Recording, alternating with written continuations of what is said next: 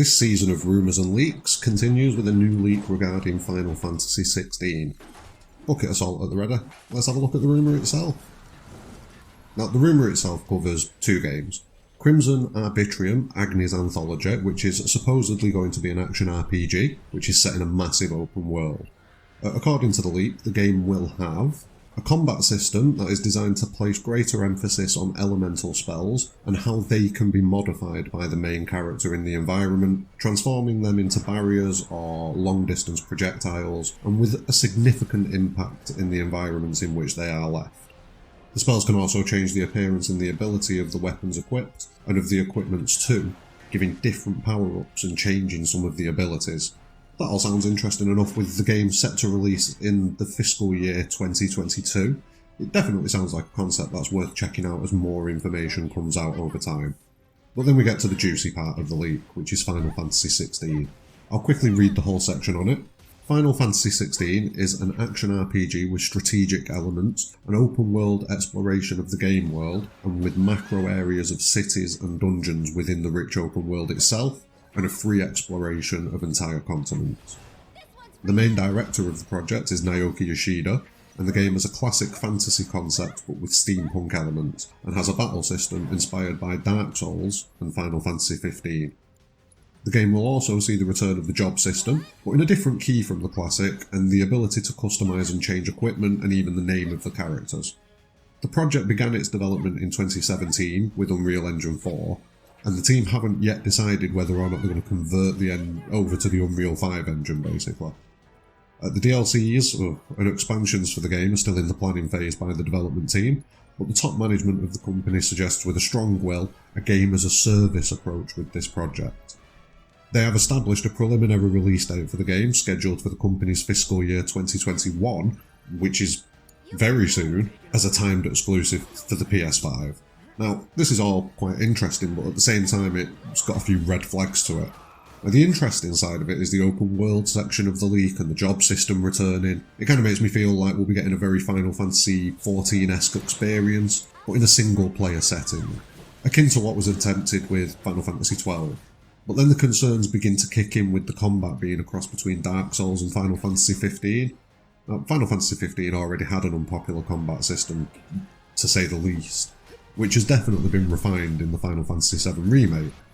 But to incorporate a Dark Souls-esque, or incorporate Dark Souls-esque elements into that system, I don't see how that's going to work out. I don't see how those two mesh together. I'm just not too sure on that. And another red flag for me is that they're already planning DLC and expansions for it. Like, release a full game, please. Have we not learned from 15? Plus, you've got to account for the fact that the rumour is almost certainly complete nonsense. First off, it came from 4chan and Reddit, and they're not the most reputable sources of leaks. There have been accurate leaks before, so it is possible, but 9 out of 10 times it's nonsense. And I'm not going to say that they're not working on 16. They're almost certainly in the pre-planning stage and fleshing out a story and concepts and artwork, things like that.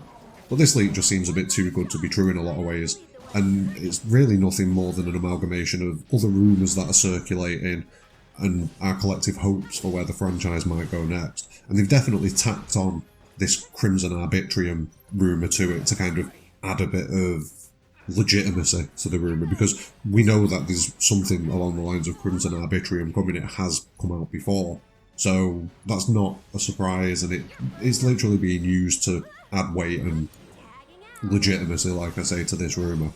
There's a couple of things for me also that tell me that it's not going to be an accurate rumour. First off, you've got Yoshida being the leading figure on the project. Now, given what he said in an interview in 2019, where he said that the game should have little to no machinery and no mechs or anything like that, and be predominantly set in a fantasy setting, if he is the guy that's working on it, I'd expect him to follow through with that kind of vision, so steampunk doesn't feel like it would be the way that he'd go with it.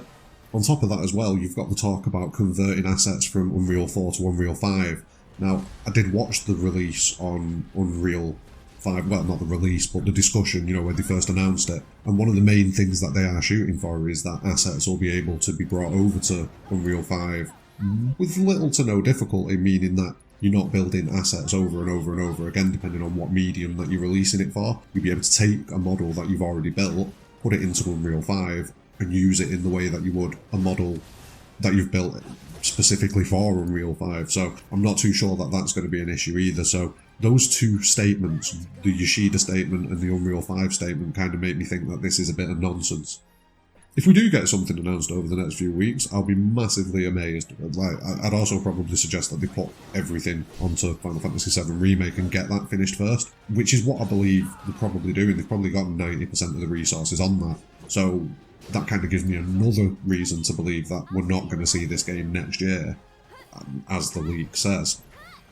You never know though, there could be some aspects of this leak rumour that are true. We'll just have to wait and see, but I'd be amazed if we get anything over the next few weeks. Thanks very much for watching. Smash a like on the video and subscribe to the channel for more Final Fantasy related content.